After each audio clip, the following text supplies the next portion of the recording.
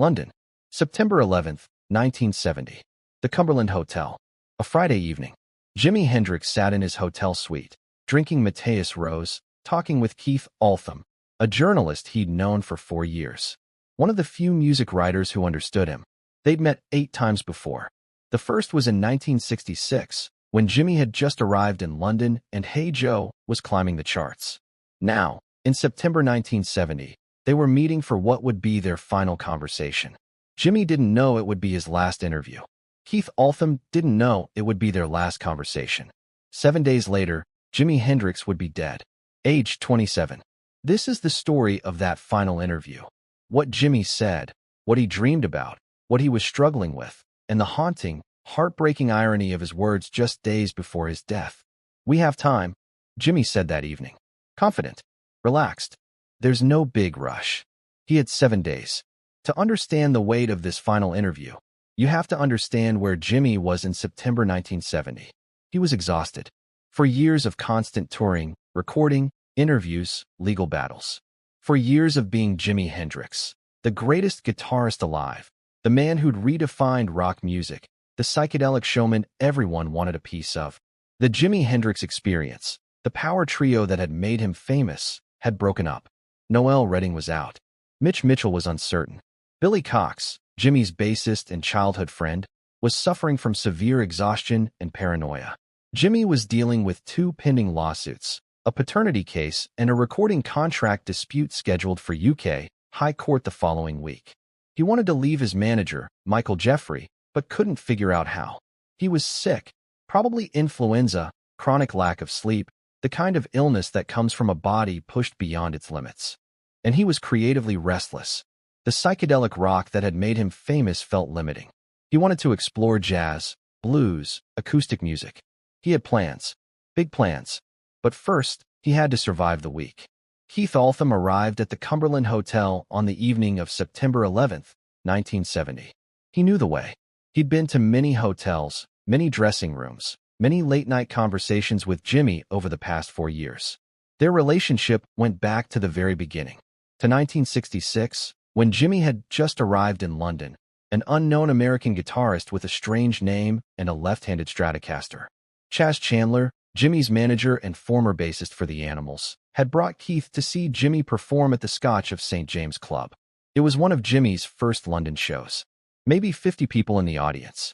Keith watched this skinny guy in a military jacket play guitar behind his back, with his teeth, creating sounds that shouldn't have been possible. After the show, Keith wrote, "Are you one of the fans who think there's nothing much new happening on the pop scene? Then we want to bring your attention to a new artist, a new star in the making, who we predict is going to whirl round the business like a tornado." He was right. Within months, Hey Joe was climbing the UK charts. The Jimi Hendrix Experience was born. Jimi became the guitarist every other guitarist feared. But Keith remained one of the few journalists Jimi trusted. Someone who understood that beneath the showmanship was a serious musician. Someone searching for something deeper than fame. They'd done 7 previous interviews together. Keith had been there for the first tour back to America in 1967, when Jimi returned home as a conquering hero. He'd accompanied Jimi and the Experience on holiday in Spain. He'd witnessed the creative evolution from Are You Experienced through Electric Ladyland. And famously, Keith had given Jimi one of his most iconic stage moves. It was March 1967, at the Finsbury Park Astoria, in London. The Jimi Hendrix Experience was opening for the Walker Brothers and Cat Stevens. Jimi wanted to do something that would grab attention, something theatrical that would make headlines.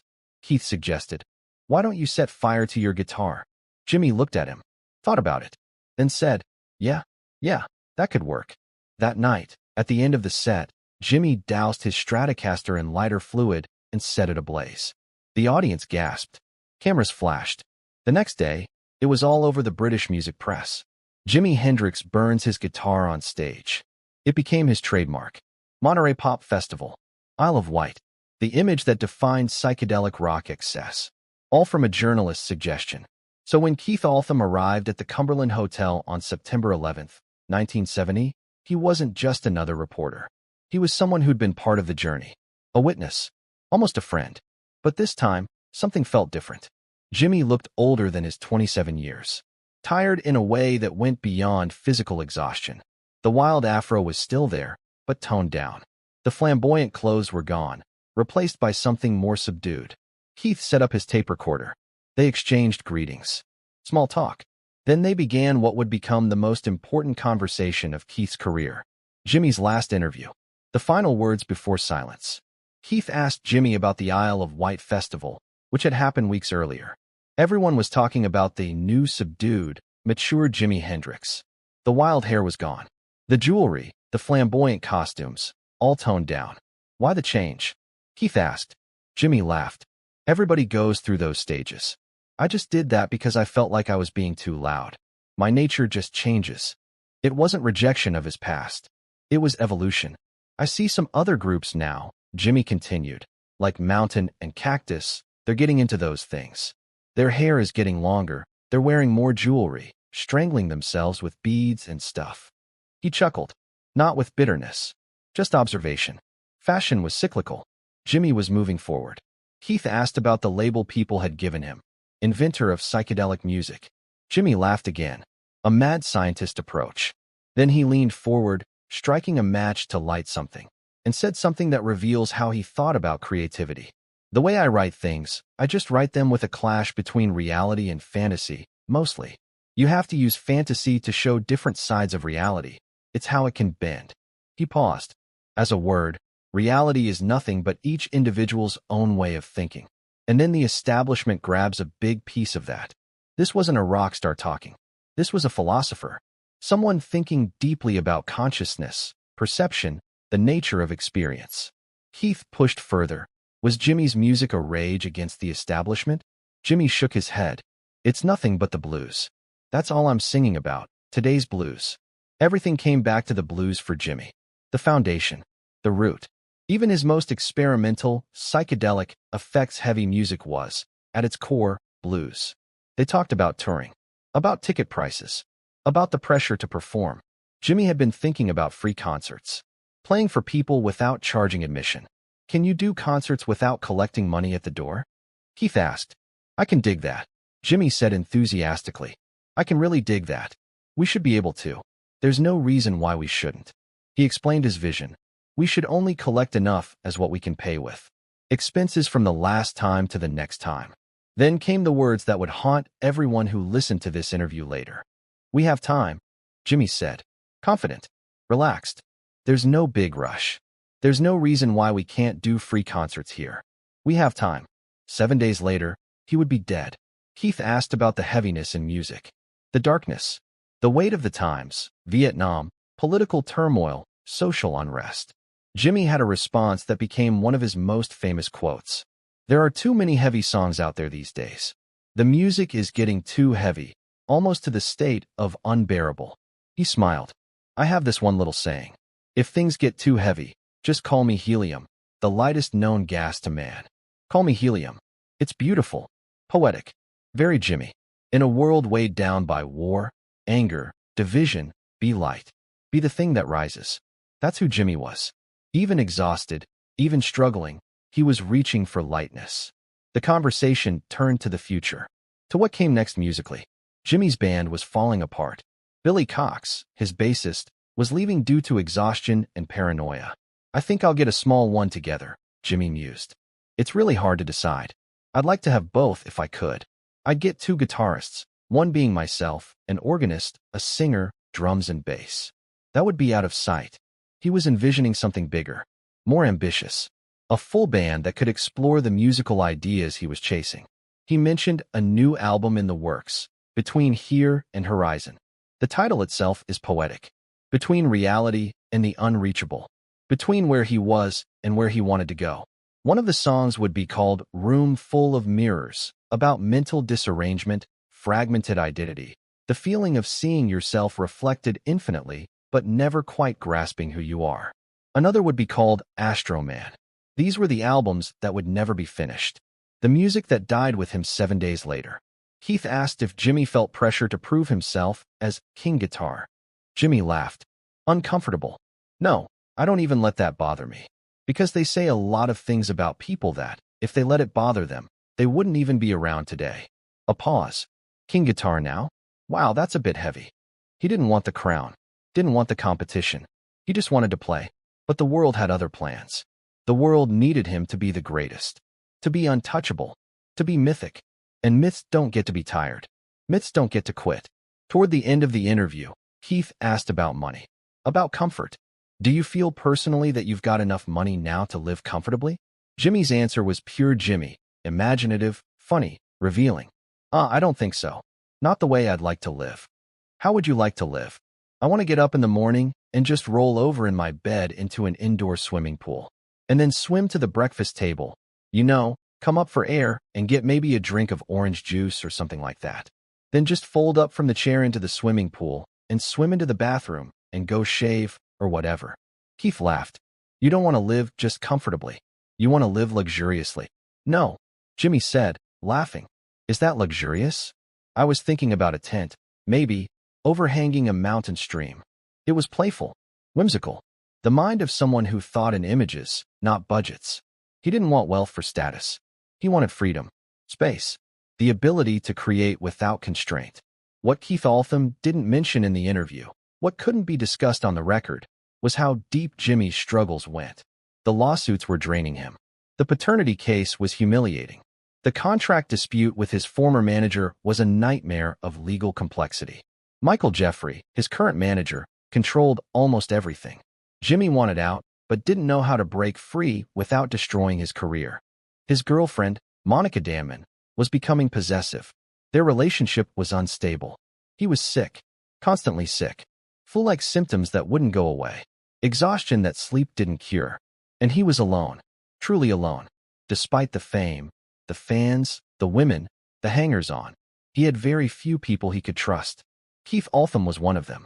A journalist, yes, but also someone who'd been there from the beginning. Someone who listened. That's why this interview matters. It wasn't a promotional piece.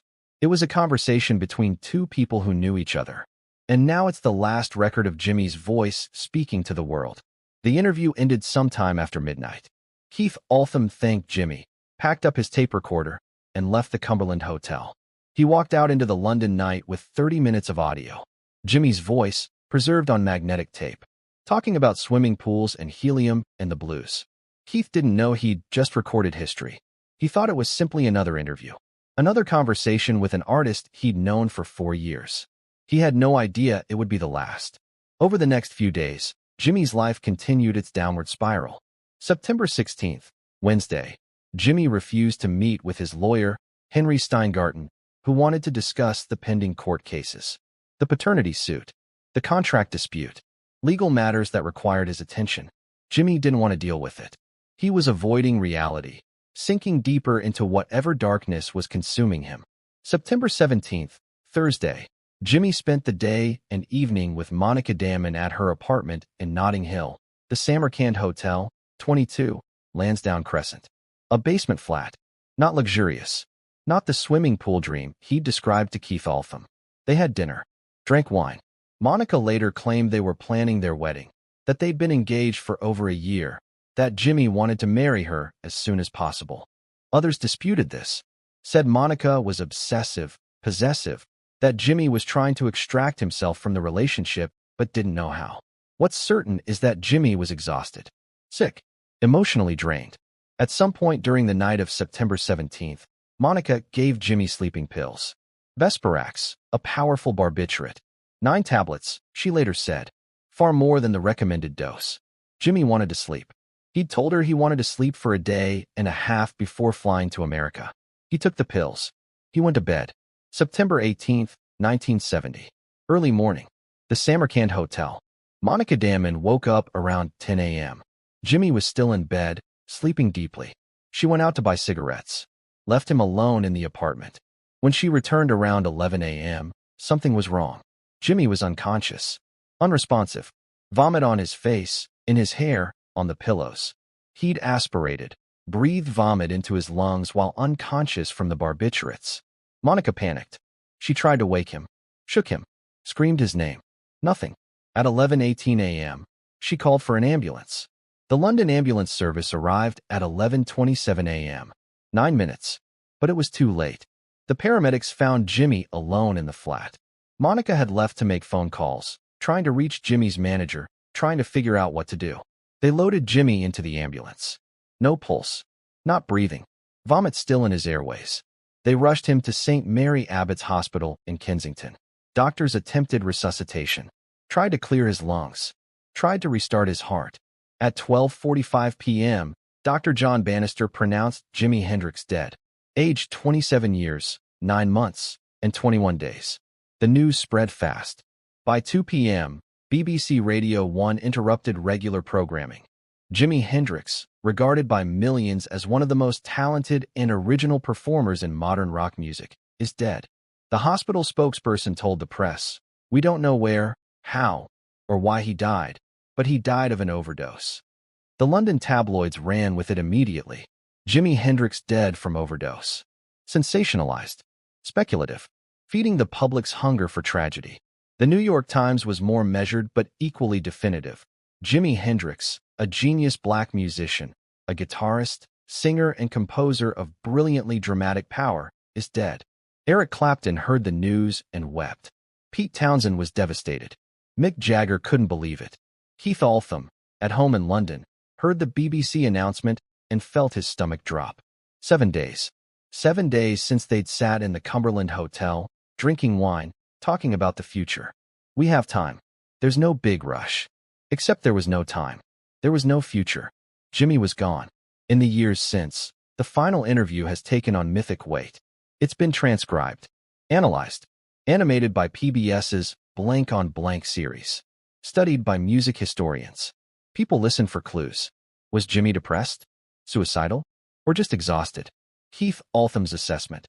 He wasn't in the best physical shape 5 days before his death. He had been going through a difficult period with drugs and stress and tension. But he also saw something else, an artist trying to evolve. Someone who wanted to slow down, explore new sounds, create without the pressure of being Jimi Hendrix. The tragedy is that he never got the chance.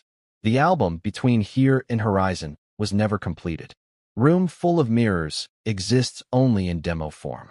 The supergroup with Miles Davis and Paul McCartney, something Jimmy had been planning, never happened. In October 1969, Jimmy, Miles, and drummer Tony Williams had sent a telegram to Paul McCartney at Apple Records. "We are recording an LP together this weekend in New York. How about coming in to play bass?"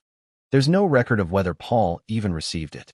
And now, all those plans are footnotes. Possibilities that died on September 18, 1970. If you listen to the audio of the final interview, Keith Altham preserved the entire conversation. You hear something beyond the words. You hear Jimmy's laugh. That easy, gentle laugh. You hear him striking matches, pausing to think, searching for the right words. You hear a man who's tired but not defeated, who's struggling but still dreaming. And you hear those haunting words. We have time. There's no big rush. 7 days. That's all he had. Keith Altham was asked, years later, what he remembered most about that final interview. He said, "Jimmy was an extraordinary force. He used that guitar like a third arm. He was like two people on one guitar. He was an assimilation of all the music styles he'd been through. The Isley Brothers, Ike and Tina Turner, Little Richard. He wasn't just a blues guitarist or a jazz guitarist or a rock and roll guitarist. He was all of them rolled into one." But at their final meeting, Keith saw something else, vulnerability. He was rambling, showing signs of ill health, but he was still full of ideas, still planning, still dreaming. That's what makes the interview so powerful. It captures Jimmy not as a myth, but as a human being. Someone struggling, someone hopeful, someone who believed he had time. The last thing Jimmy said in the interview, about living in a tent by a mountain stream, reveals everything about who he was. He didn't want excess. He wanted peace.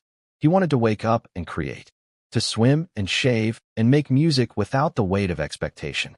He wanted to be helium, the lightest known gas to man. But the world wouldn't let him rise.